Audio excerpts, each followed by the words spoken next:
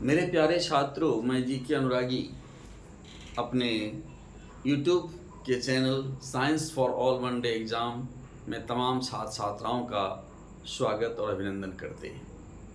पिछले क्लास में हमने आपको बताया था कि यूनिट क्या है, डायमेंशन क्या है और कैसे हम जो है अगर हमें डायमेंशनल इक्वेशन मालूम हो तो कैसे हम किसी भी फिजिकल क्वांटिटी का जो है मात्रक हम ज्ञात कर सकते हैं। चलें उसी कड़ी को आगे बढ़ाते हुए हम और कुछ जो है प्रैक्टिस करें और बताएं आपको। सबसे पहले देखो यहाँ पर भाई, जैसे एक्सीलरेशन त्वरण,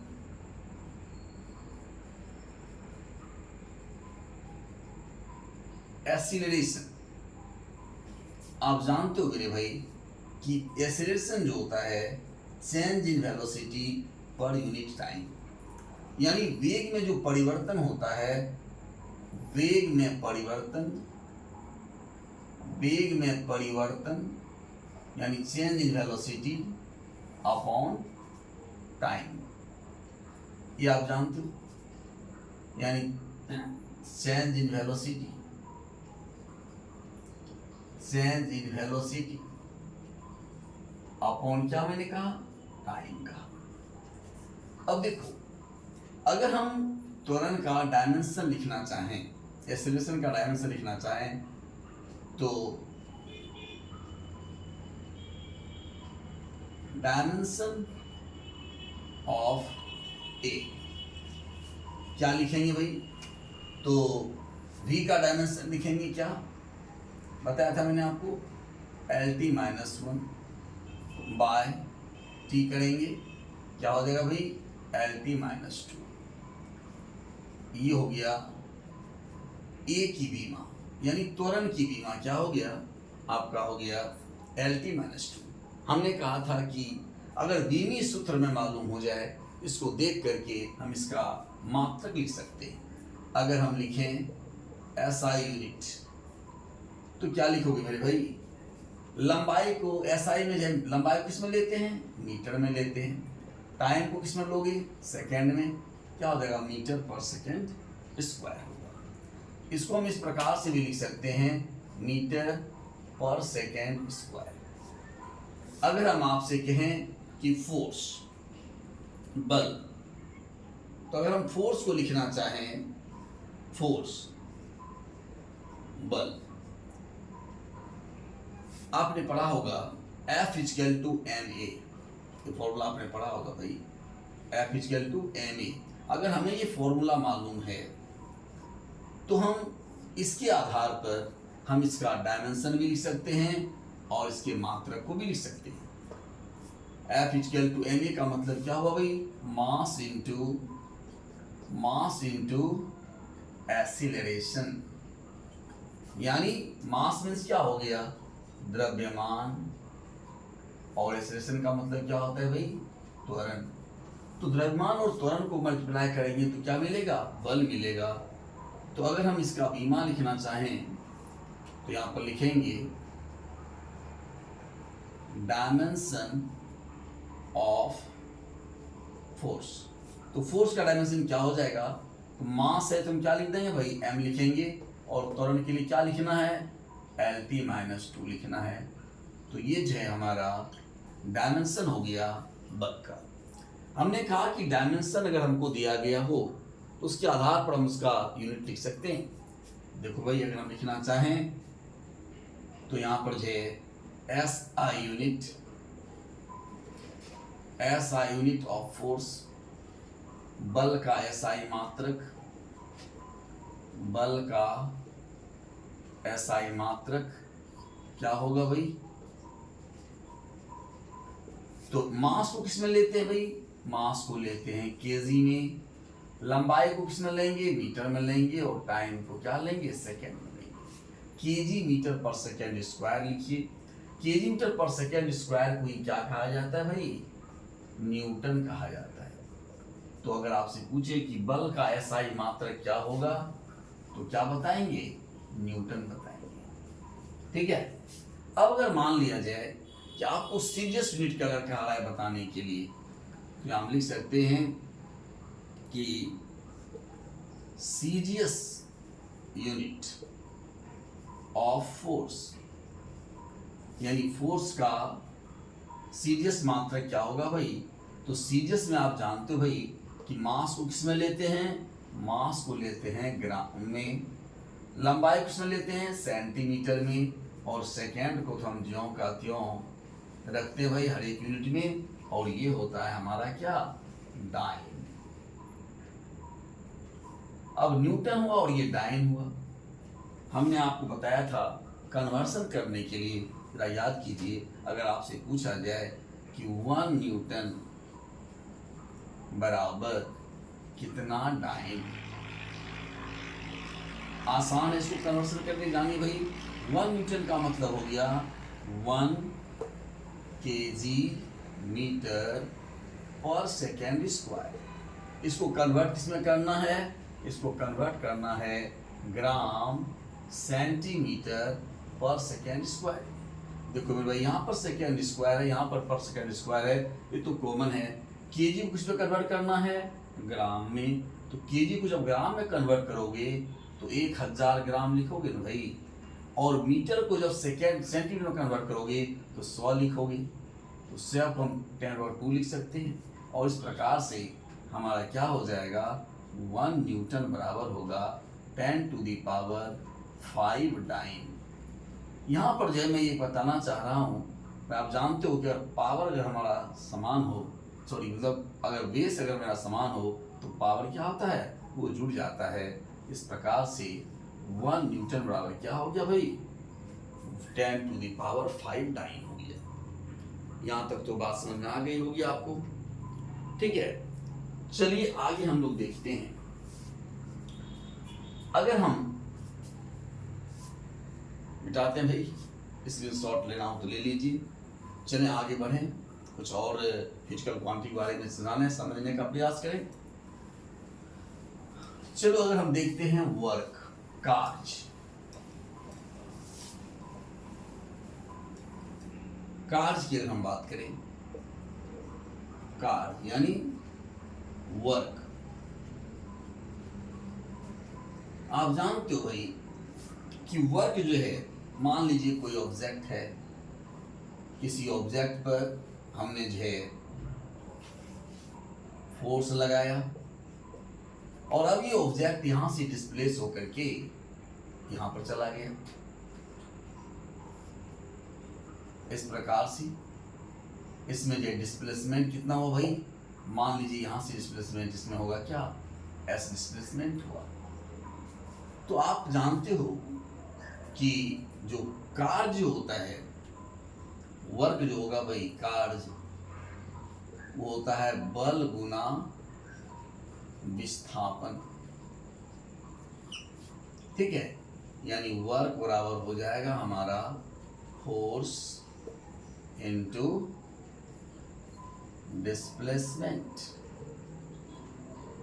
फॉर्मूला मेरे पास आया कि W बराबर हमारा क्या हो जाएगा, अगर हम यहाँ पर लिखना चाहें तो W हो गया हमारा कार्य बराबर हो गया F.S। फॉर्मूला मेरे पास आ गया मेरे दोस्त।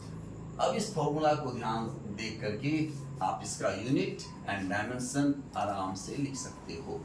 कैसे? देखो, अगर हम आपसे कहें कि भाई कार्य की बीमा, डायमेंशन ऑफ वर्क, कार्य की बीमा लिखना है, तो एफ की बीमा मैंने बताया था आपको लिखने के लिए। देखिए क्या बताया था? mL/-2, और एस क्या है? डिस्प्लेसमेंट है भाई, विस्थापन है। यहाँ से यहाँ तक का क्या हुआ? दूरी हो गया। तो दूरी को क्या लेंगे? L लेंगे। तो यहाँ पर क्या हो जाएगा? mL/2T-2। ये हो गया हमारा कार्य का बीमा। अब मैंने कहा था कि बीमा को देख करके आप इसका मात्रक लिख सकते हो। अगर हम आपसे कहें कि भाई बताइए SI यूनिट ऑफ वर्क, यानी कार्य का SI मात्रक, लिखिए इसको देख करके। क्या लिखेंगे? तो सबसे पहले तो हम ऐसा लिख सकते हैं भाई कि कार्य का ऐसा ही मात्रक अगर हमको लिखना हो तो W बराबर F डॉट एस लिखते हैं। तो यहाँ पर जो है हम F का मात्रक होता है हमारा न्यूटन, और ये क्या हुआ मीटर, और न्यूटन मीटर को कहा जाता है मेरे भाई जूल कहा जाता है। तो कार्य का एसआई मात्रक क्या हो जाएगा, जूल हो जाएगा। और एक डायमेंशन के तौर अगर लिखना चाहें तो क्या लिखेंगे, केजी मीटर स्क्वायर पर सेकेंड स्क्वायर। यानी कार्य का जो मात्रक एसआई मात्रक न्यूटन मीटर भी कह सकते हैं, जूल भी कह सकते हैं, और केजी मीटर स्क्वायर पर सेकेंड स्क्वायर भी कर सकते हैं। अगर हम आपसे कहें कि सीजीएस यूनिट ऑफ वर्क, कार्य का है सीजीएस मात्रक बताओ भाई, तो क्या हो जाएगा, यहाँ पर जो हमारा हो जाएगा डाइन सेंटीमीटर हो जाएगा। और डाइन सेंटीमीटर को क्या बोलते हैं भाई, अर्ग बोलते हैं। और इसके आधार पर लिखना चाहेंगे तो क्या हो जाएगा, ग्राम सेंटीमीटर स्क्वायर पर सेकेंड स्क्वायर। अब यदि हम जूल को अर्ग में बदलें, अगर आपसे पूछा जाए भाई कि 1 जूल बराबर कितना अर्ग, तो चयन कर सकते हैं 1। यहाँ पर जूल के लिए क्या लिखेंगे, केजी मीटर स्क्वायर पर सेकेंड स्क्वायर बराबर यहाँ पर क्या हो जाएगा, यहाँ पर हम लिखेंगे ग्राम सेंटीमीटर स्क्वायर और पर सेकेंड स्क्वायर। अब केजी को हम किस में कन्वर्ट करेंगे, ग्राम में, तो क्या होगा मेरे भाई 10⁻3। मीटर को सेंटीमीटर में कन्वर्ट करोगे 10⁻2, और उसका भी स्क्वायर करना है ना, तो यहाँ पर क्या हो जाएगा, यानी हो जाएगा 1 जूल बराबर 10⁻7 अर्ग। इसको याद रखना भाई कि 1 जूल बराबर कितना होता है, 10⁻7 अर्ग होता है। तो इस प्रकार से आप समझ रहे हो कि अगर हमको फॉर्मूला अगर मालूम हो तो हम किसी भी भौतिक राशि का मात्रक और बीमा हम लिख सकते हैं। इसी प्रकार से आगे हम लोग बढ़ें, जैसे मान लीजिए पावर, जिसको हम लोग कहते हैं शक्ति। तो शक्ति भाई इकाई समय में किया गया कार्य, यानी work done per unit time is called power. तो यहां पर जो है हम लिखें पावर यानी शक्ति। क्या मैंने कहा, work done per unit time, इकाई समय में किया गया कार्य, यानी कार्य बटे समय। अब यदि हम कहें आपसे कि डायमेंशन लिखो भाई, पहले डायमेंशन ऑफ पावर, शक्ति की बीमा, शक्ति की बीमा क्या होगा, कार्य की बीमा मैंने बताया था अभी आपको, mL2T-2 बटे T, क्या हो जाएगा भाई mL2T-3 होगा ना, ये हो गया।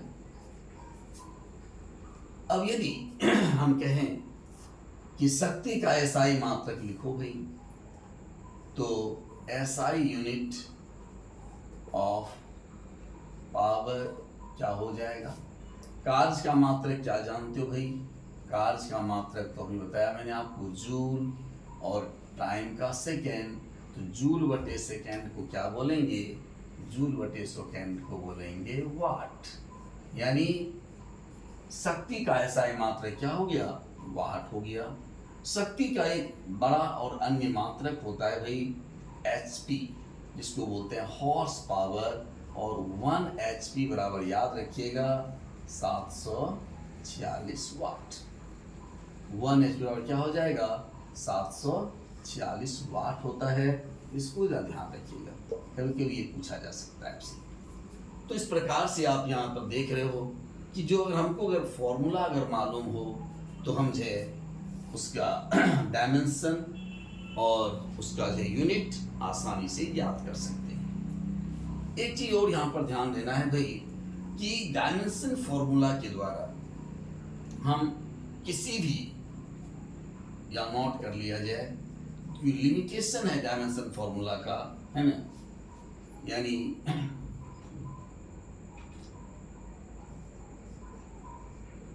बीमीय सूत्र द्वारा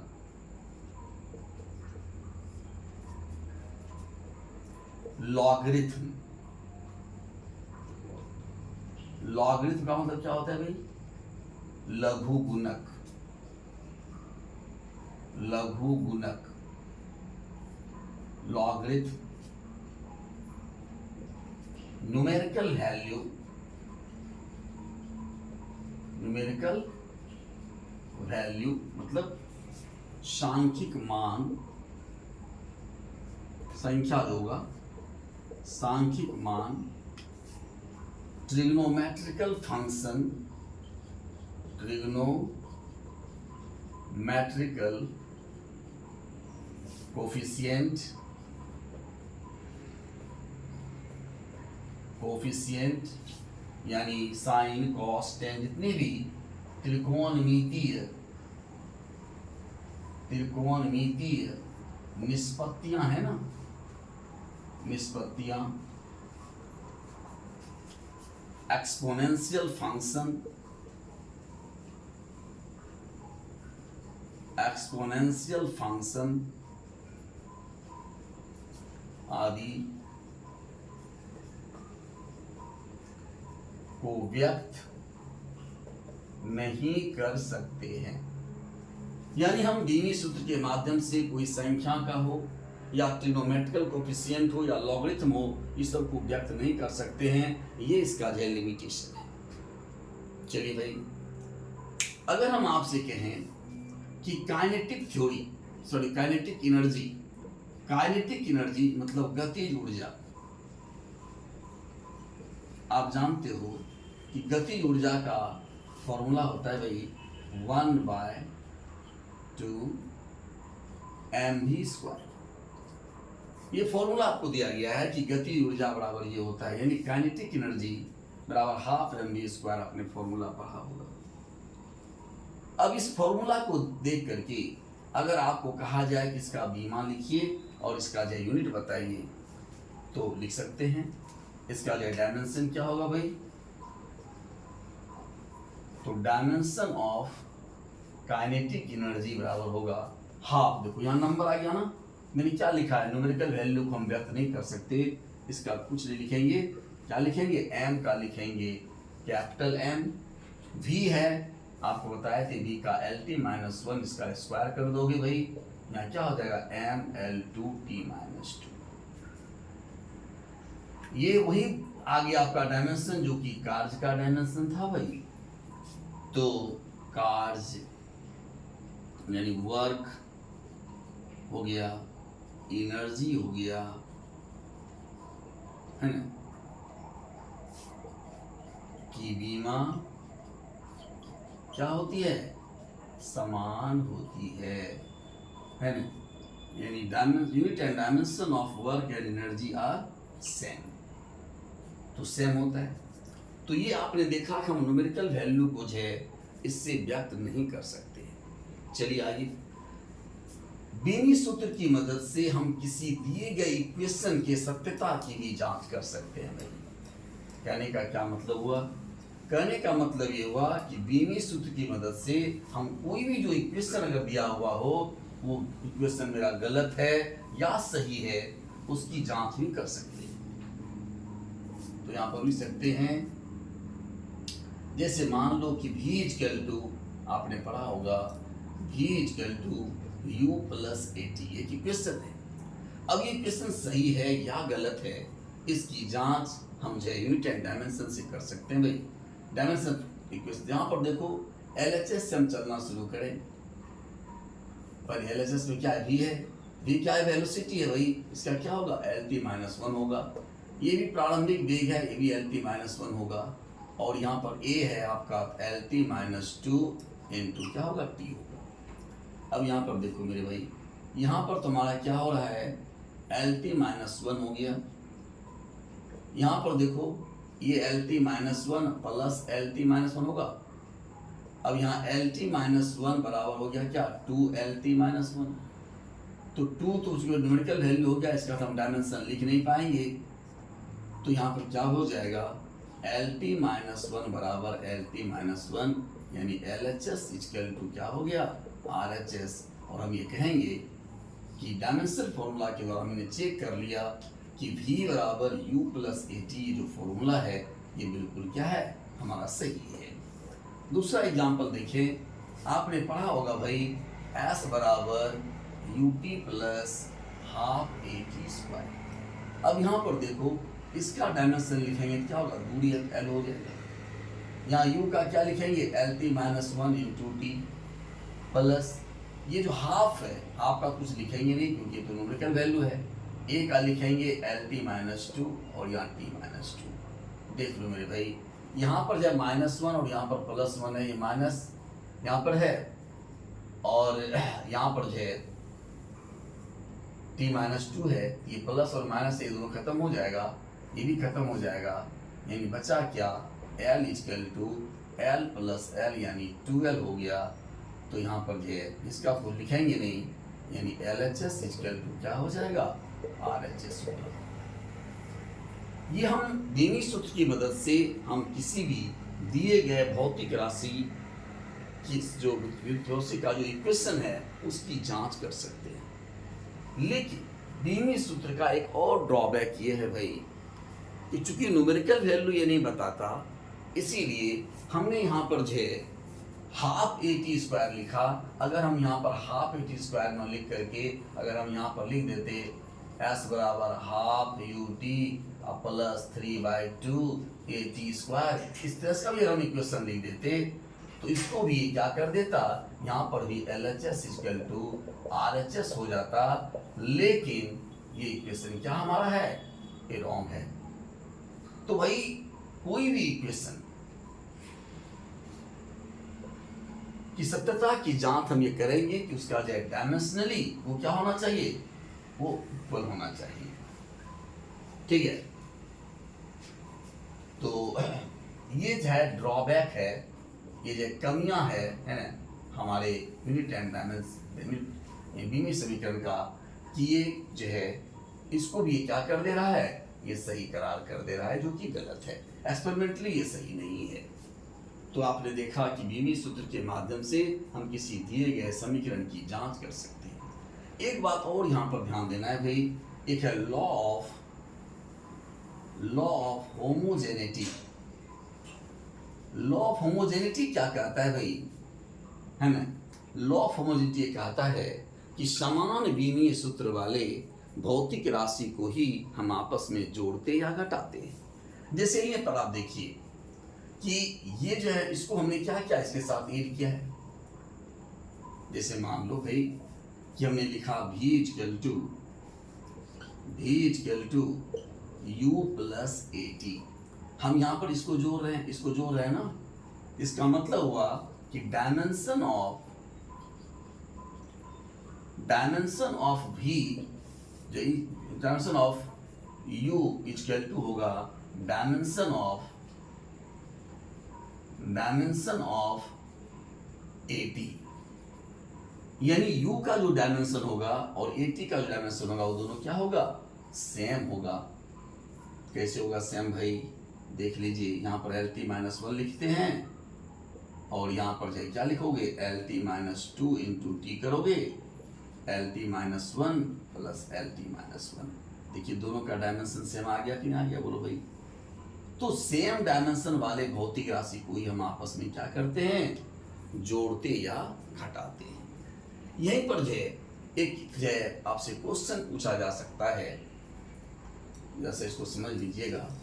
क्वेश्चन ये पूछा जा सकता है मेरे भाई कि जैसे आपसे एक इक्वेशन दे दिया जाए, मान लीजिए कि एक इक्वेशन दिया गया, क्वेश्चन दें आपको, है ना, कि मान लीजिए कि P minus A by V p plus a by b कर देते हैं, है ना, p plus a by b square, p plus a by b square और b minus b equal to constant. ये कांस्टेंट दे दिया गया। अब कहेगा आपको कि फाइंड आउट